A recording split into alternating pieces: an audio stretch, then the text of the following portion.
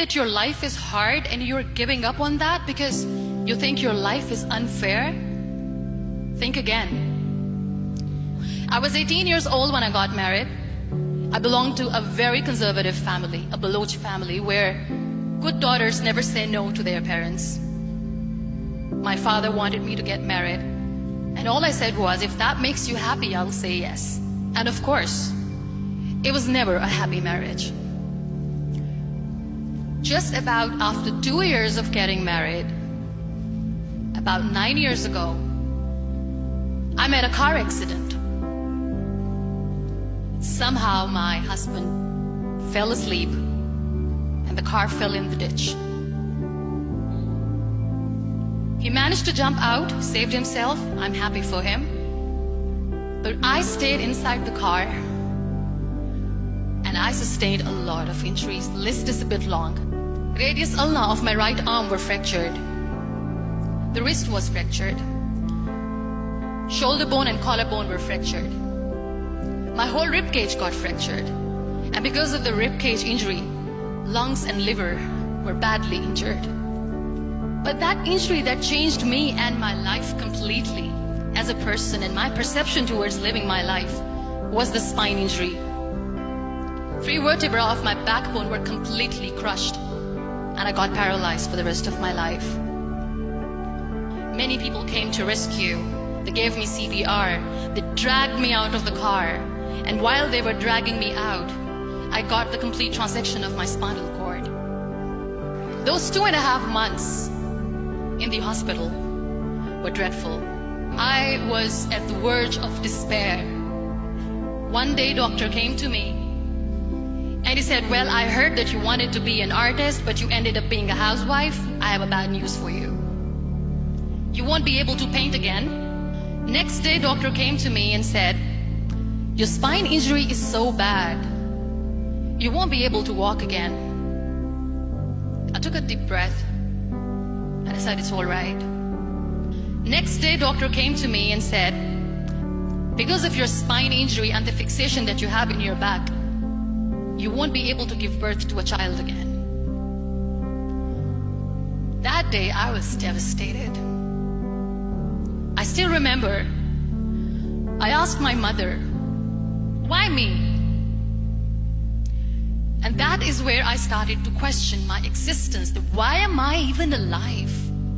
And that is where I realized that the words have the power to heal the soul. My mother said to me, this too shall pass. God has a greater plan for you. I don't know what it is, but He surely has. That day I decided that I'm going to fight my fears. So I wrote down one by one all those fears. And I decided that I'm going to overcome these fears one at a time.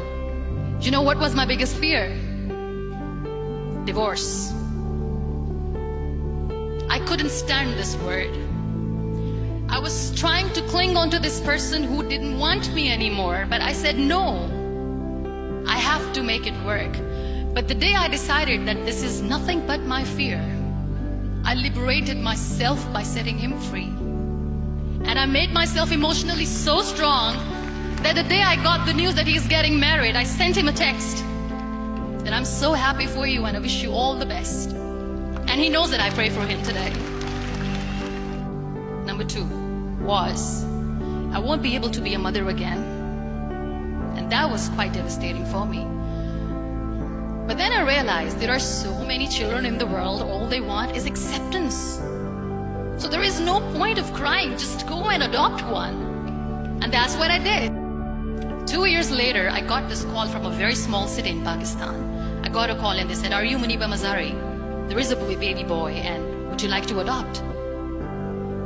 And when I say yes, I could literally feel the labor pain. I said, yes, yes, I am going to adopt him. I am coming to take him home.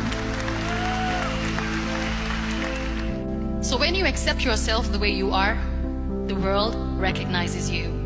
It all starts from within.